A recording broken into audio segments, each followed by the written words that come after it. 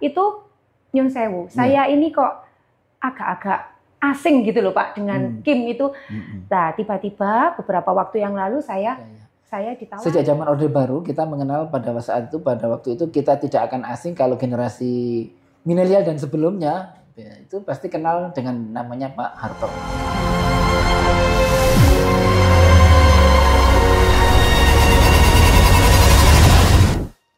Assalamualaikum warahmatullahi wabarakatuh. Selamat siang dan salam sejahtera untuk kita semua. Kembali lagi bersama saya Rosi Kristanti Widuri. Oke, Nawak Bijak, jangan lupa untuk selalu berdayakan informasi yang jujur, aktual, dan komunikatif. Ya, saat ini saya tidak sendiri. Saya bersama seorang Bapak yang luar biasa, Bapak Lurah Bandung Rejosari yang terkasih. Sugeng siang Bapak. Sugeng siang. Bapak Dani Marubeni SSN M Medcop. Ya. Leres nggih, Pak? Benar nggih. Iya, saya takutnya nanti salah sebut. Wah, saya dicoret. Iya, dicoret dari warga. Iyalah, ini repot, saya enggak bisa. Jadi warga. Iya, leres. Itu nyun sewu. Saya ini kok agak-agak asing gitu loh Pak dengan Kim itu. Nah, tiba-tiba beberapa waktu yang lalu saya ditawari.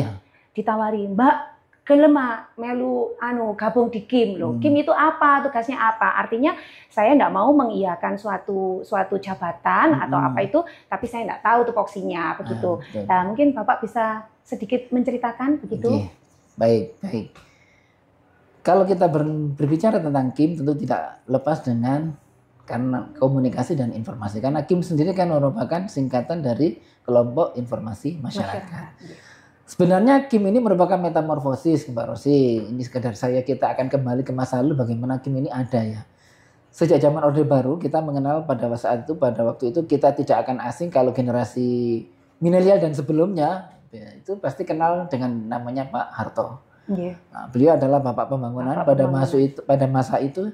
Dan tentu banyak hal-hal yang sudah beliau bangun yang kita wajib untuk kita teruskan, yang baik kita teruskan. Nah, pada zaman Orde Baru, pada saat itu Pak Harto merintis yang namanya Kelom Pencapir. Nah, apa itu Kelom Pencapir? Kelom Pencapir adalah kelompok pendengar, pembaca, dan pirsawan. Makanya disingkat Kelom Pencapir. Bahkan kalau kita rutin pada waktu itu nonton di TV, waktu itu TV-nya nggak banyak, hanya TVRI. Baru pada tahun 90-an mulai ada RCTI, SCTV. Kalau kita pada periode 80 sampai dengan 90-an kita nonton TV pasti ada yang namanya desa, dari desa ke desa ya. Di situ ada namanya Kelom Pencapir. Tujuan dari Pak Harto pada waktu itu bagaimana? Yaitu agar para masyarakat ini kita itu punya beban pada masa lalu banyak warganya yang buta huruf ya. Maka perjuangan Pak Harto pada saat itu adalah bagaimana menuntaskan, memberantas buta huruf melalui kerja pakai dan lain-lain. Termasuk salah satunya dengan Kelom Pencapir. Apakah bisa membaca saja cukup? Ternyata tidak. Beliau menilai bahwa tidak hanya membaca, mereka harus punya komunitas, kelompok pendengar, pembaca, dan pirsawan. Yang mana ini nanti harus digandeng, diarahkan agar apa? Agar mereka bisa mendukung program pembangunan yang pada saat itu digalakkan oleh pemerintah. Nah, tentunya dengan adanya Kelom Pencapir di mana mereka antara satu kelompok dengan kelompok lainnya itu nanti ada forum seperti cerdas cermat. Mereka akan ditantang untuk menyelesaikan suatu permasalahan dan diberi waktu. Nah, disitulah sebenarnya konsep-konsep berlomba-lomba dalam kebaikan itu diterapkan di tingkat desa, dimulai dari desa. Dan ini ditayangkan di TV, ditonton secara nasional dan muncullah Kelom Pencapir di seluruh Indonesia. Kemudian era terus berganti tahun 98, era reformasi, segala yang berbau dengan Orde Baru menjadi sesuatu yang cukup tidak disukai ya sehingga akhirnya dibicarakan. Sebenarnya pada waktu itu sebenarnya konsep Kelom Pencapir ini sesuatu yang baik. Tentu kalau tetap digunakan orang akan ingat dengan Orde Baru yang nanti orang tidak suka. Maka pemerintah berupaya.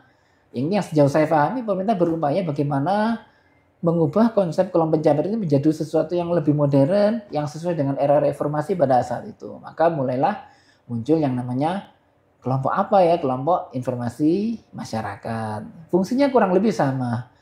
Bagaimana mereka masyarakat ini diajari bisa untuk melek informasi, bisa membaca tetapi juga bisa menaah. Kalau kita mau dengar tentang kelompok informasi masyarakat, ada konsep yang dipakai oleh ini ya, yang dipakai oleh Kim ini yang disingkat dengan Adinda. Nah, mbaknya penasaran nggak Adinda? Iya, Adinda, iya. Nah, kita melanjutkan di pertemuan selanjutnya, tapi kita cerita sekarang. Oke lah, saya ceritakan ya. Adinda itu merupakan singkatan, Mbak. A-nya itu adalah akses informasi. Akses informasi. Iya, D-nya itu adalah diskusi.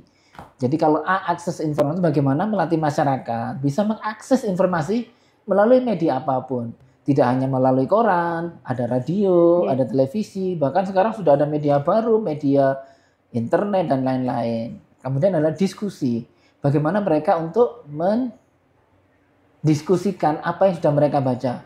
Apakah benar informasi yang saya terima? Di situ disilah prinsip-prinsip verifikasi.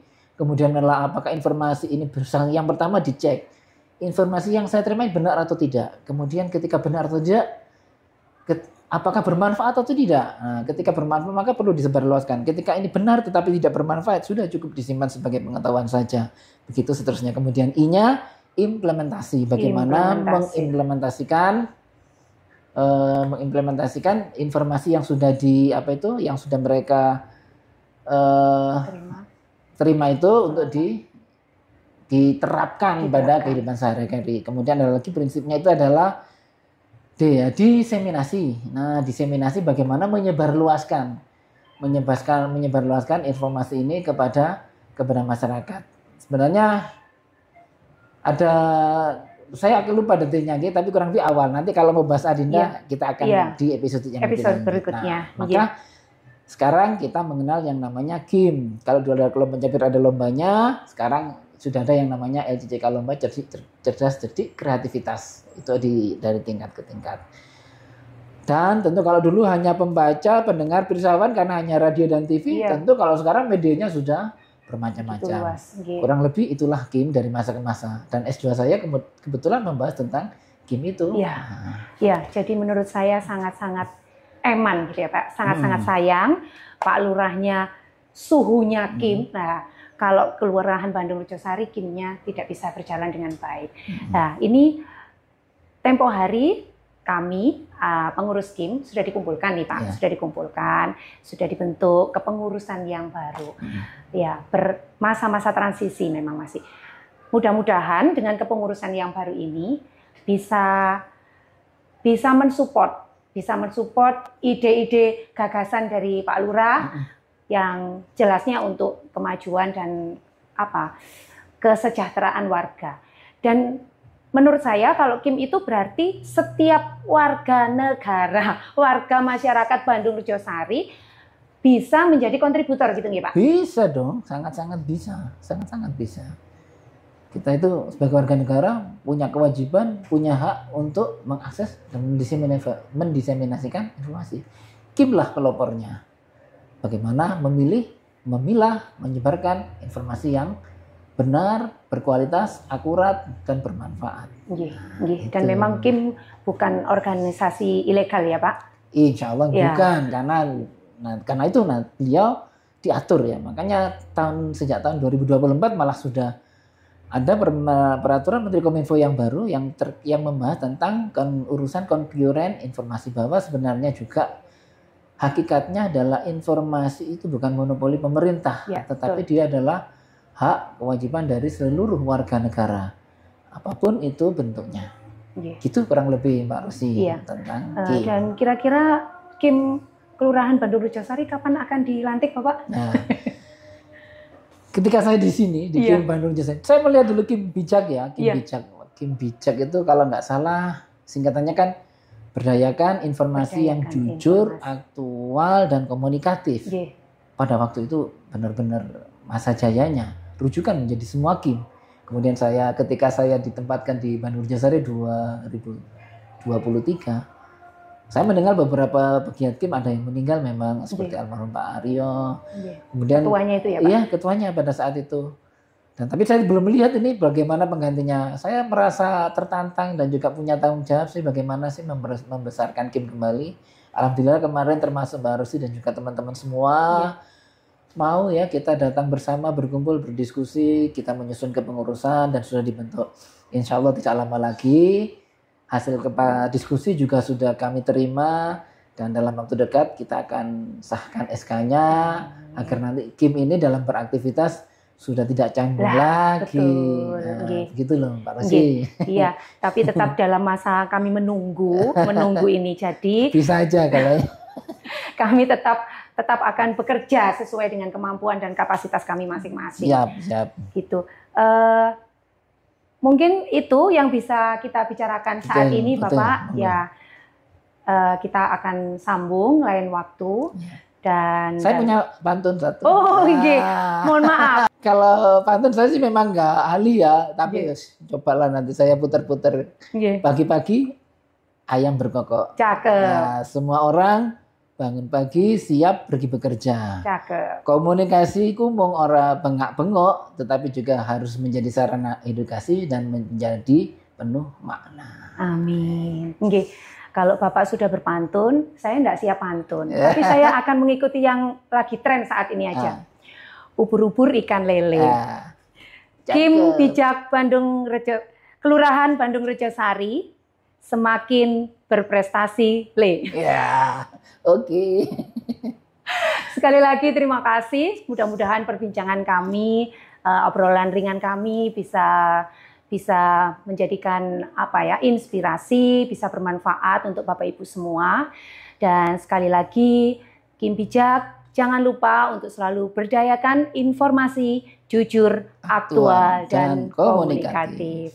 Wassalamualaikum warahmatullahi wabarakatuh.